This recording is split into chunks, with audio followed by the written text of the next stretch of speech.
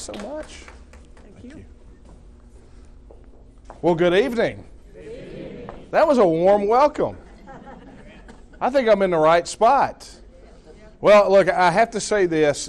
Thank you so much for the invitation to come here. This area has always had I've had a soft spot in my heart for this area. This area is beautiful. The people are true Texans, and I can't express enough how honored I am to have been invited here to speak with you guys tonight about a subject that I hold near and dear to my heart. So thank you all very much. Now, I will say this, as she was reading through those different media outlets that I've spoken with, thank you for not booing some of them. That just takes up time. But you should know from that list that I am not opposed to tackling tough questions about Texas independence and doing battle with people who look at Texas and Texans like some sort of second-class state or second-class folks, which is the attitude that we get from those East Coast elites. Wouldn't you agree? Yep.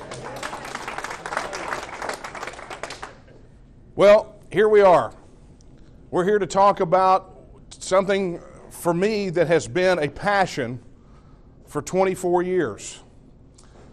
You see, on August the 23rd, 1996, I was very much like so many of you probably are. I was raised back in the day by my grandparents. My grandparents were Depression-era folks. Dad fought in the Korean War, and I say fought. He was on a radar station on Okinawa and spent a good bit of time in the guardhouse, but that's for another speaking engagement, maybe afterwards. But Dad served. He went to work as an iron worker for 35 years. There was never a time we went on vacation that he didn't point to a building and say, I built that, right? Which is any iron worker, if you've known any. They didn't help build it, they built it. Much like Al Gore built the internet, right? But one thing that my folks were, they were blue-collar folks. Mom was a secretary almost to the day she died. But they instilled in me a love for certain principles, certain things, a love of family, a love of country. I can remember growing up, sitting around the dinner table at night, having real conversations about what was going on in the news in the background and how we were getting the short end of the stick from the federal government. Disenchantment with Congress, disenchantment with the presidency, disenchantment with the Supreme Court, disenchantment with the political parties. Those conversations were commonplace in our house around the dinner table. Maybe something we need to start doing a lot more of is having these dinner table conversations with our kids, right? But I can remember it spurred in me an interest in saying that, look, if I get out in the big wide world as an adult and I see things that are not right, it's up to me to do something about it. Because I saw my parents do the same thing. Some of my earliest memories were putting out campaign signs with my dad for some candidate. He would never run for office, but he would jump in and he would support the person who he believed aligned with his values. And I saw time and time and time again the look of disappointment on his face when the guy that he went out and put out signs for, campaigned for, knocked doors, did all those things that retail politics says to do, that blue-collar folks do, because he's not, a Rockefeller. He's not able to dump $100 million into somebody's account like George Soros. But I remember the look of disappointment when that person that he fought so hard to elect would let him down, would do something so contrary to his core values and his work ethic and his belief in how the government was supposed to be founded, which sort of happened to be the same way the framers of the Constitution believed it should go. He would be dejected. So, 18 years old, I pop out of the house, I go out, I start doing the same thing.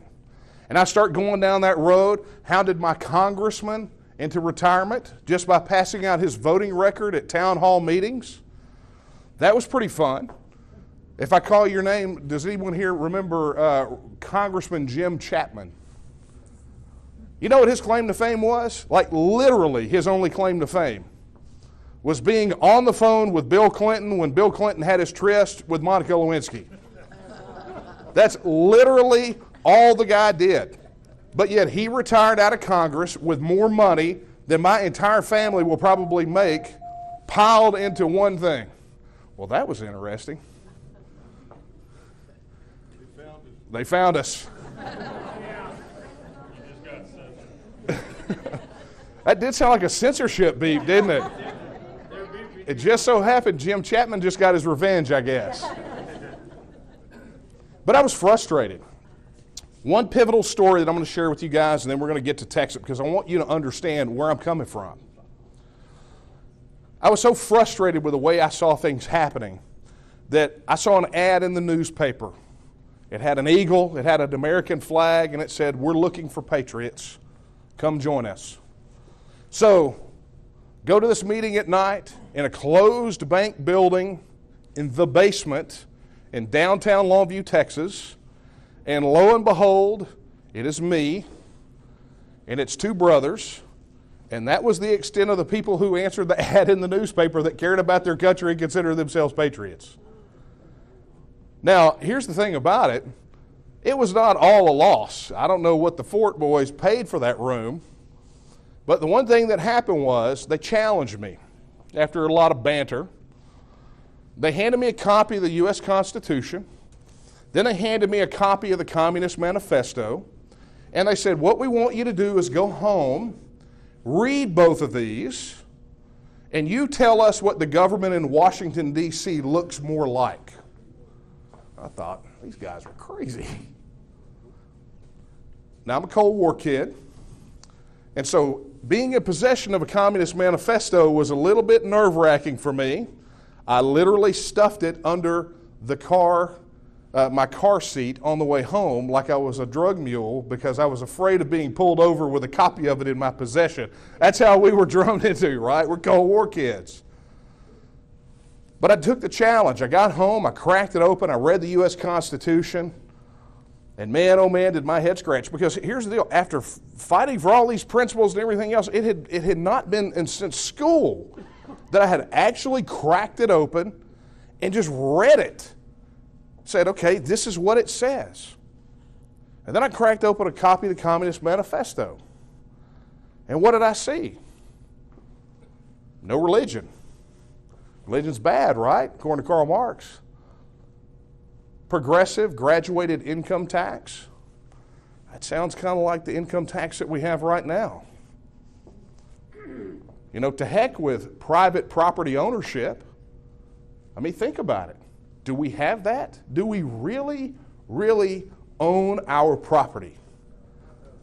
All some federal bureaucrat has to do is find some semi-endangered cricket on your property, and it belongs to them.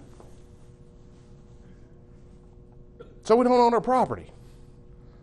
And the more I read, the more and more discouraged I got. So my choices were curl up in a ball, suck my thumb, quit, wash out, take the big L for the loser, and just let happen whatever is going to happen. Right? Drop out. Or double down. And say, if it disturbed me this much, then there are certain principles that must matter to me deep down in my heart. I'm a Christian. Christians historically understand that there are penalties to be paid for standing up for your faith and your principles. Those people are called martyrs. Just for believing a certain way, those people were killed. So I doubled down, but I was frustrated. By the time I got to August 23rd, 1996, I was where so many of you are right now, where we look to what just happened in this election cycle, and let's be clear, the frustration that we all feel right now didn't happen on election night in November, did it? No. The government didn't get bad when Joe Biden stuck his right hand in the air and said, now I'm your president, did it? No.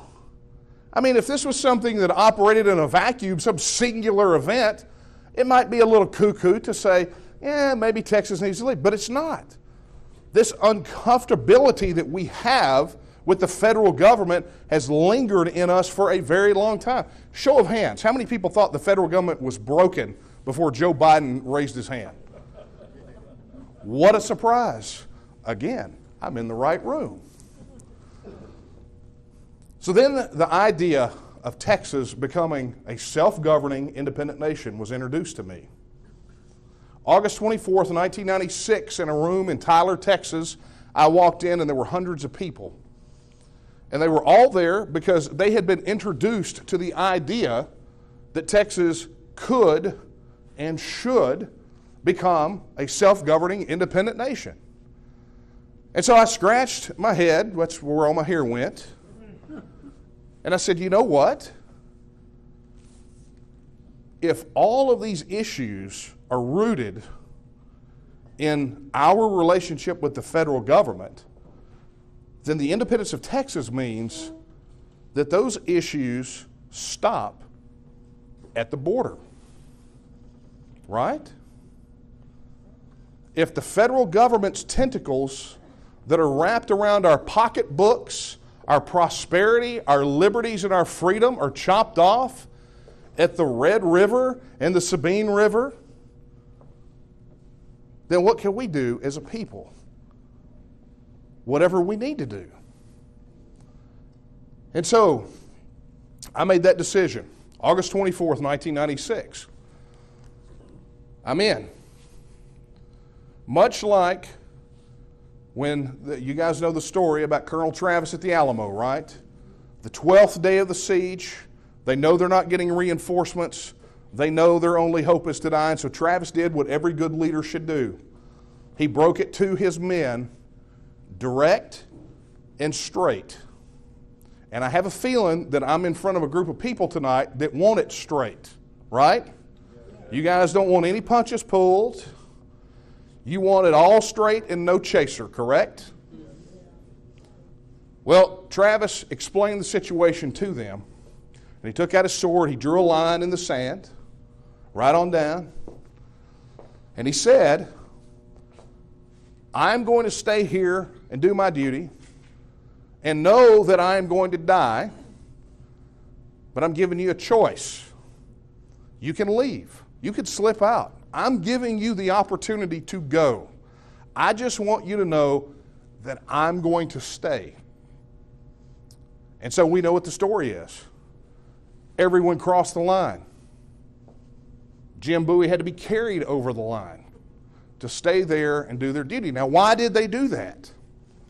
Had a very interesting conversation right before this started about Travis's letters from the Alamo. Thank you for that conversation. And we all know the Travis letter that says victory or death, right? The one especially that I like, that he gives the inventory of the corn and the beef inside the walls. I thought that part was a nice touch. But what most people don't realize is Travis wrote several letters from the Alamo. And in one letter that he wrote to Jesse Grimes, who eventually wound up taking William Travis's son after he died at the Alamo, he said this. He said, let the convention therefore go on and make a declaration of independence. And then I will know, and my men will know, what we are fighting for. For if independence is not declared, my men will lay down their arms, aka surrender, but under the flag of independence we will peril our lives 100 times a day. Independence. That's what the Alamo was about. That's what those men were willing to die for, is independence. So August 24th, 1996, I crossed my proverbial line in the sand and made a commitment, swore an oath to myself and to others that we would be free and independent. We could do this. I have dedicated myself to the cause, and I am here tonight to ask you to do something very similar, but in the same way that Travis laid it out for his men, I'm going to lay it out for you. You see, here in Texas, and I don't have to tell you guys these problems, right? But you guys we probably need to vocalize, and we'll have a little bit of a therapy group here tonight, right? The problems since August the 24th, 1996 have not gotten better. I want you to think for a moment. The last time the federal government actually shrank, or its power over your life has diminished, or its attacks on the constitutional rights, or the God-given rights, as I like to call them, when their attacks have been seriously rebutted so we didn't have to fight that same battle 6 months later. Think about that. When has that happened? You see, the federal government is broken. And the federal government is a government that exists solely to oversee, if you believe the framers of the U.S. Constitution, what is essentially a political union, an economic and currency union, a mutual defense pact, a postal union, and in all other respects, that power resides with who? The states. That's us. The 10th Amendment to the Constitution is abundantly clear. And it's something that these guys have disregarded. You know, we love to talk about the Bill of Rights, freedom of speech, freedom of religion, right to peaceably assemble, right? I mean, we talk about those. We believe in those, right? Okay. I mean, I didn't hear some enthusiasm about rights. I think we should all be enthusiastic about these rights. But understand that those first 10 amendments are called the Bill of Rights. That means that all of those things that kind of get all the headlines in the press, the freedom of speech and freedom of religion, all those things, those are just as important as that part down there at number 10 that says that any power not granted to the federal government by the Constitution is reserved to who? The people and the states. And so it is the one that has been disregarded the most, that has caused us the most grief, that has made sure that a federal government can dip its hand into your pocket anytime that it wants to. It's the one that says that actually gives us concern when somebody like Beto O'Rourke gets on the campaign trail and says, hell yeah, I'll take your AR-15, and then turns around and is probably going to wind up getting snapped up by the Biden administration to do just that. That's a problem. When in the first 24 hours, the brand new President of the United States signs executive orders like a dictator, right? I didn't realize we lived in Imperial Rome anymore. Well, ever. I don't think we ever lived in Imperial Rome, but you understand the point. He pulls a Santa Ana, and what happens? Immediately, boom, energy sector jobs are destroyed in Texas, livelihoods destroyed, people going into poverty. That's what this is about. But you know, they promised us this. They literally spent an entire year crisscrossing the country telling us everything they were going to do. They promised us a big bag of neo-Marxist policy positions that make, I guess you could say that it makes maybe Karl Marx look like Rush Limbaugh. Some of the radical stuff they came up with. Green New Deal? Seriously? I mean, that's where we're at, is Green New Deal, right? Okay. So they promised us. And what's interesting is in the name of unity. You're green, my deal. I mean, who ever thought that unity would be a punchline? I mean, that's the stage that we're at, right? But in the name of unity, the political establishment, our representatives, not all of them, but many of them, took to social media. The fact that, you know, that they're still on social media should make you question how hardcore they are about certain things.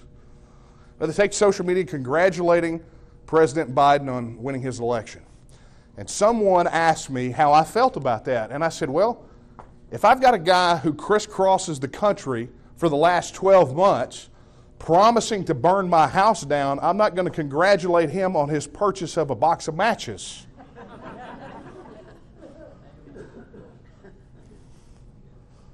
So text it. This is where we're at, folks.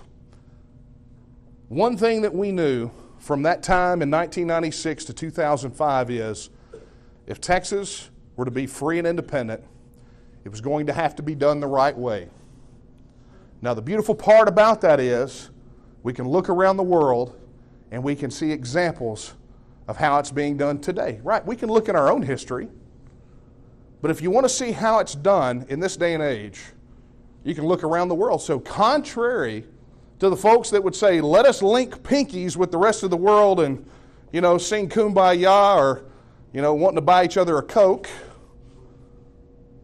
what we have seen is an explosion around the world in the last 75 to 80 years of people just like us, at a point just like us, that wanted to exercise a solution and reclaim their right of self-government just like us.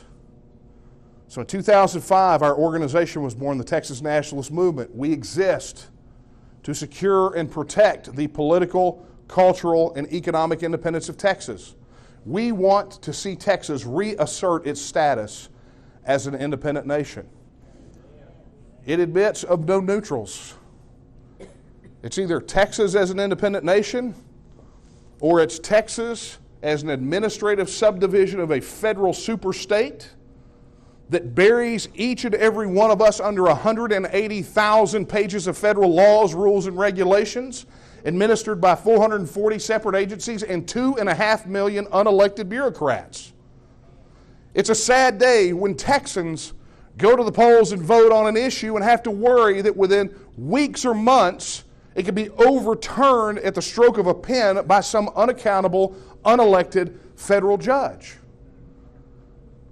It is a shame and a travesty that if you were to print out those 180,000 pages of federal laws, rules, and regulations and stack them up, that it would be taller than the San Jacinto Monument. Think of the utter irony of that situation. The monument to our victory over a dictator from Mexico City, dwarfed by a tower of paper from 2.5 million unelected dictators in Washington, D.C.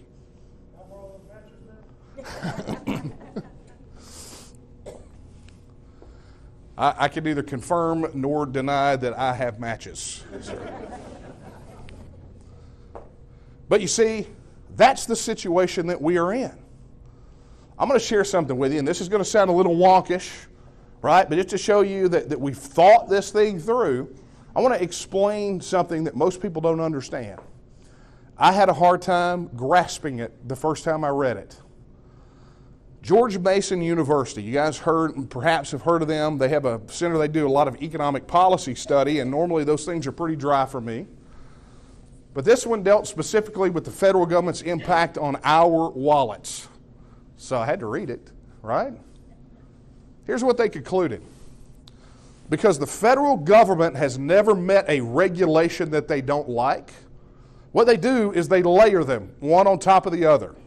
It's called federal regulatory accumulation. And the fact that it actually has its own term ought to tell you a little something about how prevalent it is. So they did this study and they said, okay, let's look at its impact on the economy.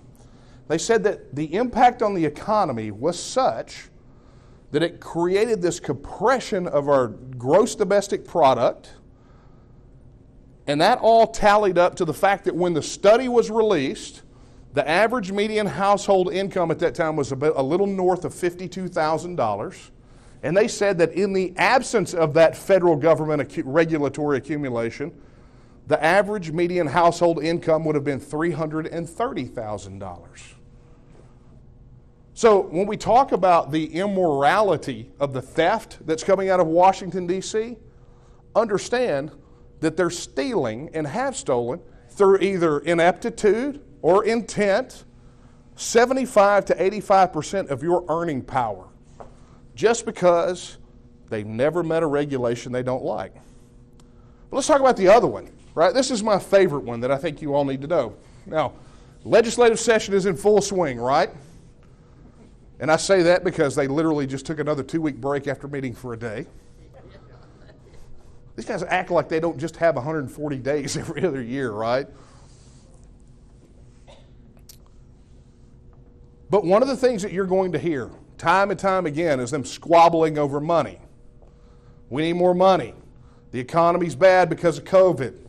We need more money. We got to fund this. We got to fund that. But here's what they won't tell you, and why so many in the State House are afraid to debate and talk about this issue of taxing.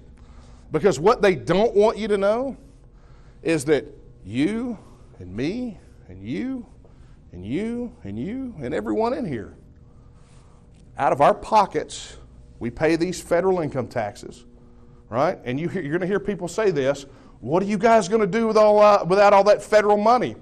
Well, I'm going to tell you what we're going to do. We're going to keep it right here. Because we're overpaying. Thank you. I think that's a good one. But here's why. Here's why how we're going to pay for things does not bother me post-taxing. Because you see, I know that all in, we're overpaying between $103 and $160 billion every single solitary year. I want you to think about that. So next time they're quibbling over funding in the legislature, understand that the federal government has taken your money, it skimmed well over between 100 and 200 billion off of it, and then they pass it back along to you and say, well, there you go. We just got you a little program here, and we're funding it. What are you going to do? I equate it to this. It's like a doctor pulling all the blood out of your body, being so inept that they spill about 40% of it on the floor. Then they come inject it back into your body and say, well, you know, you wouldn't be alive without me. That's how it works.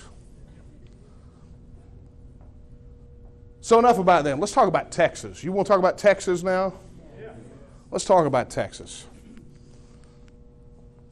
Some things people don't realize. Every quarter, we bounce between the 9th and 10th largest economy in the world.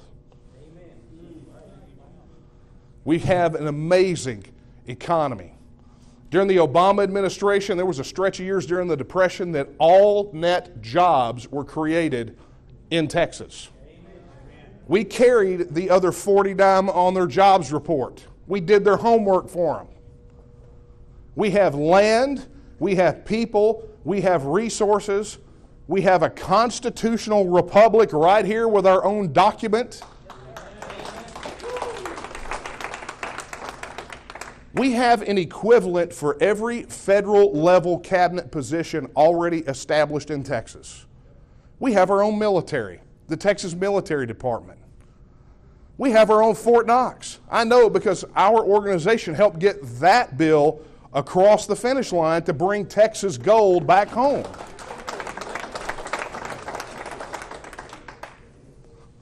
But I'm going to put it to you in terms, I could sit here and brag about Texas all day long, like the San Jacinto Monument's taller than the Washington Monument, and our Capitol's taller than their Capitol. And we're smart enough to only let our guys meet every 140 days every other year, and those guys are on permanent vacation and still getting paid in D.C., right? I can talk about Texas all day long. But here's what I want you to understand. Texas is in danger. Our way of life, our fundamental liberties, our beliefs, our right to worship according to the dictates of our conscience, the principles of freedom and liberty and opportunity and prosperity are in danger. We all sense it. That's why what happened on January the 20th with that sticking of the hand in the air and that mock inauguration was problematic at a fundamental level for so many Texans. Because we know what they promised. We know what they're going to do.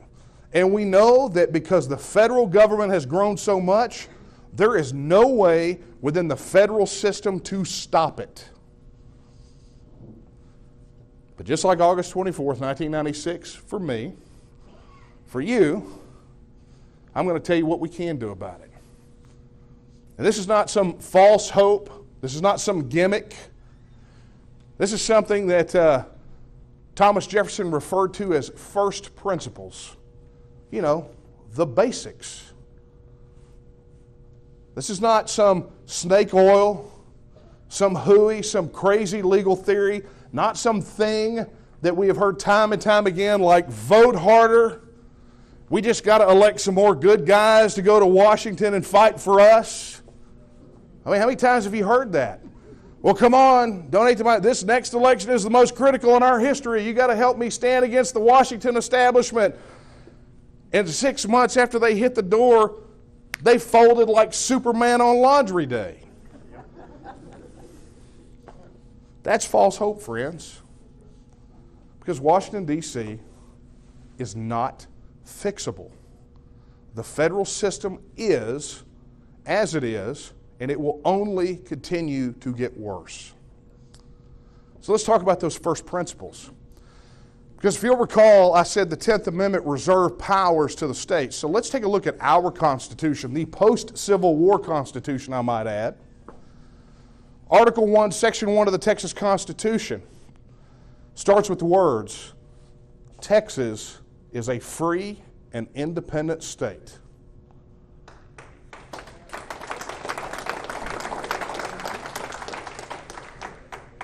I love that. But what I love even more is that last line, that last section of Article 1, Section 1. Remember, I said it was a post-Civil War Constitution, and this is going to be important. It says that the perpetuity of the Union depends on the right of local self-government unimpaired to all the states. So, what does that mean? It means that as Texans, we will stay in this union as long as the right of local self-government is unimpaired. And folks, would you agree that our right of self-government has been impaired?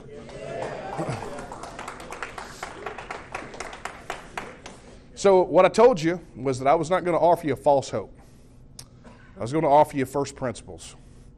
And so I move on in our Constitution, Article 1, Section 2, which to me is one of the most beautiful declarations of the right of self-determination that has existed in any governing document. It has existed in some form in every constitution that Texas has, all the way back to the Republic of Texas Constitution in 1836. It has always been a fixture in the Texas Bill of Rights.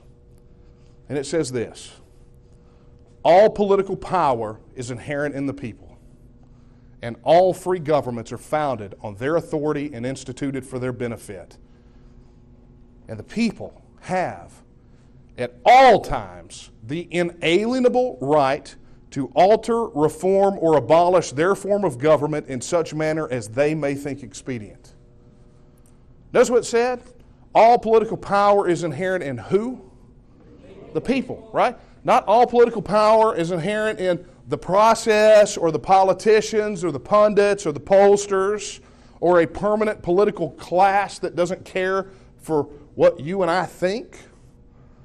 It's in our hands. An inalienable right to alter, reform, or abolish our form of government in the manner that we think expedient. All questions of how we govern ourselves, fundamentally, are questions that must be put to the people. So, our path forward, what we must do. For the last 100 years, we have seen 48 self-governing nation states emerge from situations far more centralized, far more locked in than Texas ever was. Out of those 48 referenda,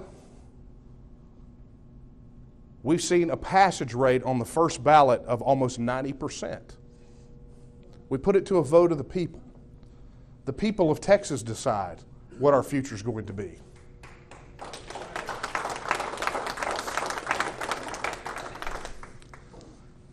So this is what we're doing. And we are in the next few weeks, will very likely, what we do in these next few weeks will probably determine the next 100 years of Texas history. State Representative Kyle Biederman, a man who is in his, third term now, last session filed legislation to try to protect the Alamo from that Reimagine the Alamo plan, where they wanted to do all kind of crazy things to the Alamo and turn it into what is essentially a progressive playground in Disneyland right there on a place where people shed their blood for Texas independence. So Representative Biederman went out, talked to the people, listened to the people, rallied with the people, marched with the people, fought with the people, and we were able to save the Alamo from those grubby little historical revisionists and progressives. You can clap for the Alamo, folks. It's fine. So this session, understanding that his job as an elected official is to do the will of the people. I mean, imagine that, right? What an amazing concept. And the fact that we have to highlight that tells us that we're kind of far off base, right? But Representative Biederman worked with us to get a piece of legislation filed called the Texas Independence Referendum Act. HB 1359. If it passes through the legislative session, will mean that in November of this year, you will get an opportunity to go to the polls and vote on the question of whether or not Texas should reassert its status as an independent nation.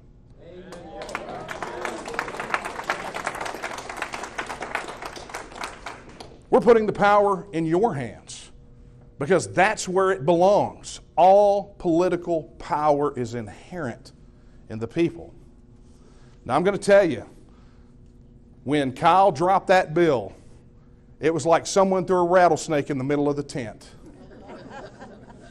But we told everyone, you see, we've been working in the legislature for many, many years now, and we told them all that this day was coming, that legislation would be filed, and every elected official from the state house to the schoolhouse was going to have to take a position on it. Now understand something. This legislation doesn't say we're leaving. What this legislation does is say we're going to have a vote on leaving, which is the first step, right? Think back to the Brexit debate. Think back to the Brexit process. What was the thing that they had first? A vote. Because the political will of the people must be heard for there to be any future action. So what we're fighting for right now, I'm fighting for Texas, obviously. I'm looking down the road. But really and truly, the battle in front of us right now is even simpler than that. Who has the right to decide that question? Is it you? Because I'm going to tell you the attitude of some of the elected class in Austin. As it stands right now, there are legislators that have come out against this very vocally. Representative Jeff Leach in Plano, Representative Travis Clardy in Nacogdoches, who equated Texas supporters with people that would have gone over the wall at the Alamo. He called us all cowards. I challenged him to a debate, and so far that man, you can't find him with a hunting dog and a Ouija board. And yes, for the video, Travis, I'm still challenging you to a debate. And everyone's having a difficult time finding you, sir. Let's do this. You guys want to see me debate Travis Clardy, don't you? Okay. I thought so. But there are some that have been vocal. There was Senator Kel Seliger out in West Texas in the Panhandle. Went on radio and essentially declared that anyone who supported Texas was a closet racist. That there was racial motivations for it. Which I'm going to tell you, as the head of an organization that is more racially diverse than either political party in Texas, there are some folks in our organization who took offense to that, as you might imagine. But yeah, there are some folks that are, and let me explain to you what they say. We're against this legislation because we believe that we should stay in the Union. And we say, but wait a minute, this isn't legislation that's going to withdraw us from the Union. This is legislation that will give the decision to the people of Texas.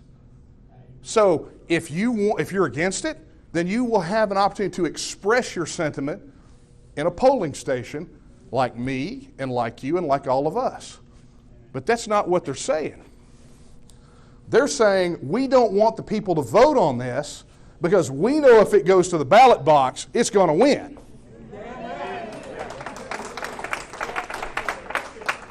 So But they're sending us all a message. And this is where we're going to need your help.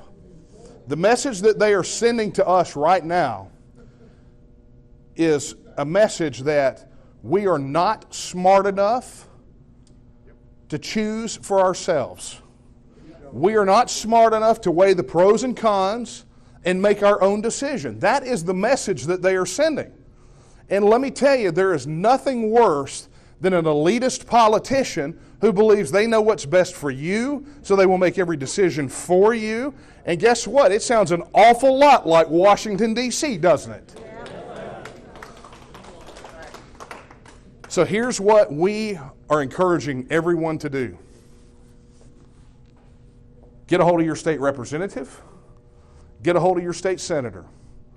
You call them, you text them, you email them, you grab a Text-It sign and hold it out in front of their district office. You show up to their district office, you show up to their office in Austin, and you let them know, I am one of the people, and I expect you to give me the opportunity to vote on Texas. How you personally feel, representative or senator, is completely irrelevant to this conversation. Because what I want and what I demand as your constituent is just the simple right to vote on the issue. And let me tell you something, it's working. We're seeing cracks in these guys left and right. We're getting legislators signing on left and right. Kyle Biederman was the first man out of the foxhole, and my God, I do not envy him. But his colleagues for days wouldn't talk to him. And then the cracks started to form in the dam. State Representative James White, you guys know him? James White, one of the absolute great guys down there. James White, committed to the bill. State Representative Steve Toth, committed to the bill. State Representative Andy Murr was reported in the newspaper just today that he is definitely open to making this happen. So we're starting to see the cracks form, but I can only tell you this. We know that so many of these guys operate by licking their finger and sticking it in the wind to see which way it's blowing. You just have to make sure that it's blowing toward Texas. So, call, text, visit, show up, organize. We're organizing, our organization organizing all over the state right now. Texas flag waves, Texas rallies. We're getting ready to put wheels on the pavement on the Texas bus. And the next time some guy like Travis Clardy decides to open his mouth and call us cowards, we will park that thing in front of his office and we'll have a 3-day dadgum Texas rally.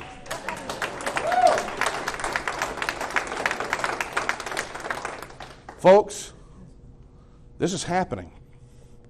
We are literally making history right now. You realize just Kyle filing that bill is history being made. And now the world and the other states in the union are looking to us for leadership. You know, Governor Abbott is fond of saying that Texas should lead. Unfortunately, he often follows it up, like he did in 2016, with the phrase, not leave. Texas should lead, not leave. That's what he says.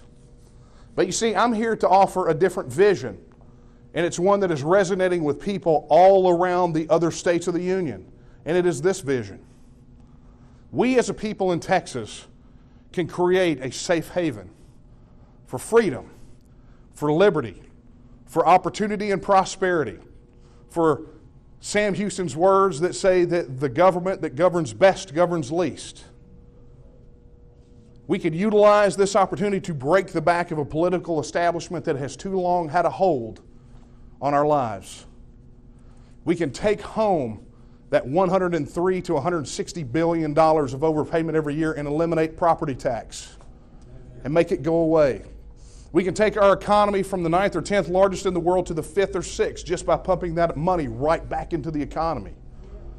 We're talking about the potential of repealing federal regulations and eliminating them to the point that your take-home pay could be almost 600% higher.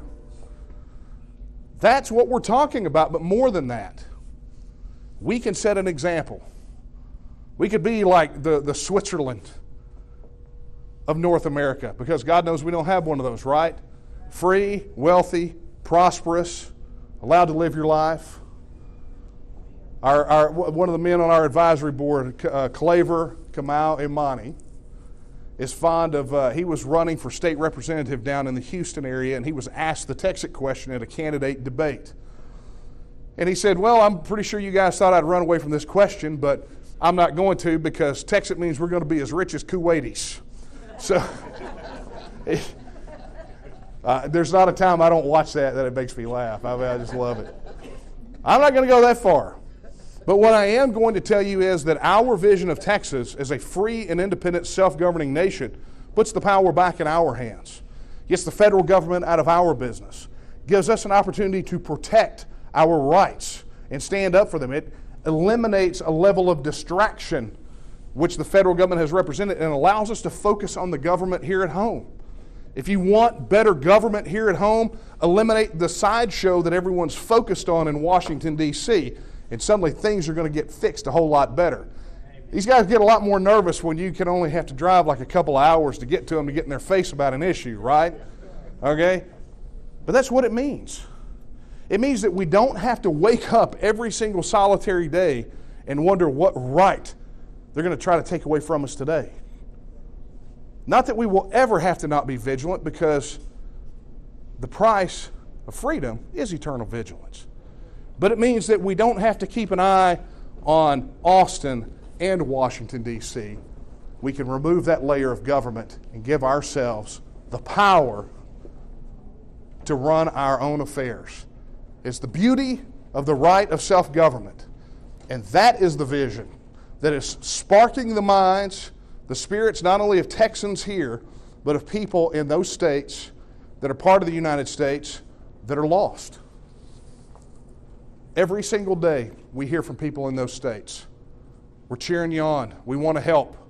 We want to come down here. We believe in freedom. My state doesn't respect this. They want to take my guns. They want to send my kid to gender reassignment classes or whatever it's called. You know, they list off all of these things that are going on, and they're saying, I don't have a choice. I'm a political, I'm a cultural, or I'm an economic refugee. But I want to see Texas win. And we tell them this: get here before you need a visa to get here.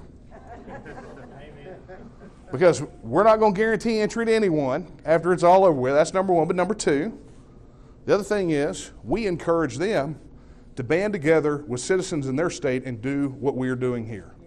To put a referendum on the ballot, vote your state independent. Because on the other side of this, every other state that leaves, we don't have to form a new union. This isn't the 17 and 1800s. But what we can do is we can, as equals and peers, we can trade with one another. We can travel between one another. We can defend one another through a mutual defense pact. We can do all those things that nation states accomplish every single solitary day and never have to be in an absolute political and economic union and answer to a bunch of unaccountable bureaucrats.